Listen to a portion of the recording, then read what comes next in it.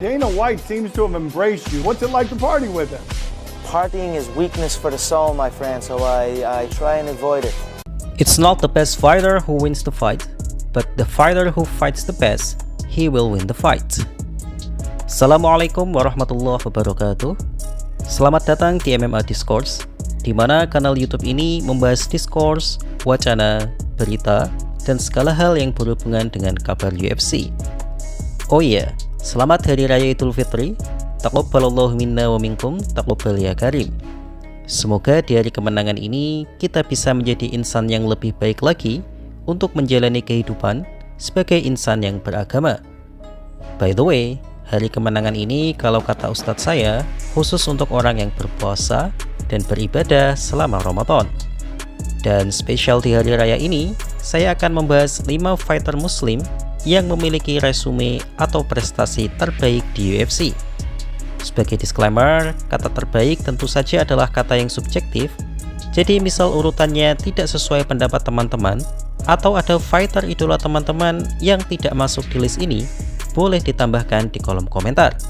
Jadi langsung saja kita mulai. Di peringkat 5, saya memilih Magomed Ankalaev. Sebelum dikalahkan oleh Alex Pereira, Ankalaev adalah mantan juara kelas berat ringan yang memiliki prestasi mentereng di UFC dengan rekor 14 pertandingan tak terkalahkan dengan rincian 12 kali menang, 1 kali imbang, 1 kali no contest, dan sempat merebut sabuk juara dari pinggang Alex Pereira. Debutnya di UFC memang kalah dari Paul Craig, tapi setelahnya Ankalaev tak terkalahkan sebelum akhirnya ditaklukkan oleh Pereira. Ankalaev adalah salah satu dari sedikit fighter di UFC asal Dagestan yang lebih mengandalkan strikingnya dibandingkan gulatnya. Umumnya, petarung Dagestan terutama tim Khabib menggunakan grappling sebagai plan A dan baru menggunakan striking sebagai plan B jika plan A kurang berjalan lancar. Sedangkan Ankalaev sebaliknya, ia menggunakan striking sebagai plan A dan jika tidak bekerja, maka baru ia bermain gulat seperti saat melawan Jan Blachowicz. Di oktagon, Ankalaev sangat menghibur, tapi sayangnya Ankalaev adalah pribadi yang kurang menarik di luar oktagon sehingga sorotan media kepadanya relatif rendah. Ankalaev sendiri memiliki target untuk comeback di bulan Juli nanti. I think this is we were talking about how exciting the Ankalaev and Pereira fight was, even though people didn't like it because it wasn't like some crazy result, a giant knockout like you get in most Pereira fights, but it was so technical. And Ankalaev just did a fantastic job of shutting down the scariest guy in the division. It was so interesting because the consequences of exchanging with Pereira are so high, but also Ankalaev. Ankalaev's knocked a lot of people out. We always look at Pereira's knockouts, but Ankalaev has knocked out some of the best guys in the division, and he only lost one time, and that was Paul Craig. Has the nastiest fucking triangle. It's so sneaky and so quick, and you don't expect it. He's so high level off his back, and he caught him, I think, with like 1 second to go in the third round, a fight that he was losing. Di posisi keempat ada juara UFC middleweight saat ini, yaitu Khamzat Bors Chimaev.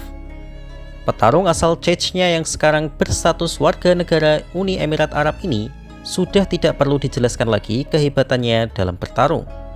Skill gulatnya sangat overpower di kelas menengah, menjadikannya sebagai salah satu juara yang sulit dibayangkan untuk kalah. Secara data, Khamzat memang tidak pernah kesulitan melawan fighter middleweight, dan justru ujian terbesar Khamzat saat menghadapi fighter welterweight seperti Gilbert Burns dan Kamaru Usman. Ya, walaupun saat melawan Usman laga terjadi di kelas menengah, tapi sejatinya Usman masihlah kelas welter. Satu-satunya alasan saya tempatkan Khamzat di posisi yang agak rendah ini karena Khamzat baru meraih sabuk juara dan belum mempertahankan sabuknya. Lagi pula, dia juga belum pernah meraih status raja pound for pound UFC seperti 3 fighter atas nantinya. Namun di masa depan nanti tidak menutup kemungkinan peringkat Khamzat akan naik dalam penilaian subjektif saya ini. Wonder what he does after that Khamzat fight. Because when a guy dominates you like that, where it's so clear, it's just like one of those gaps that it looks like, oh, you're never going to bridge that gap. And that grappling gap. And it's never going to...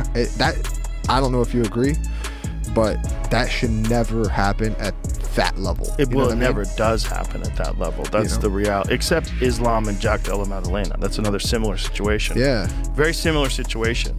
But I think there's guys that you get in there with, and if you're used to a B caliber guy, or a high level guy, right? But there's only a few real A's, and Khamzat is a real A. Yeah, what he's good at, he's a savage. I talked to DC about him, and DC said, dude, when that guy grabbed me, and he goes, we were wearing street clothes and everything like that, he goes, I realized I'm gonna have to wrestle to keep this guy off me. Di peringkat 3, ada nama The Nigerian Nightmare, Kamaru Usman. Ya, bagi yang baru mengikuti UFC, tentu akan merasa aneh melihat saya meletakkan Kamaru lebih tinggi dari Khamzat. Tapi fans lama UFC tentu tahu bahwa resume Kamaru sejauh ini masih lebih bagus dari Khamzat. Kamaru adalah mantan juara kelas welter setelah merebut sabuk dari Prime Tyron Woodley. Kamaru juga sukses mempertahankan sabuknya sebanyak 5 kali, yaitu melawan Prime Colby Covington 2 kali, Prime Jorge Masvidal 2 kali, dan Prime Gilbert Burns. Ya, saya tambahkan kata Prime di nama mereka, karena memang di masa primanya, mereka adalah fighter hebat. Kamaru juga pernah menduduki status Raja Pound for Pound UFC setelah Khabib pensiun sebelum akhirnya digulingkan oleh Leon Edwards.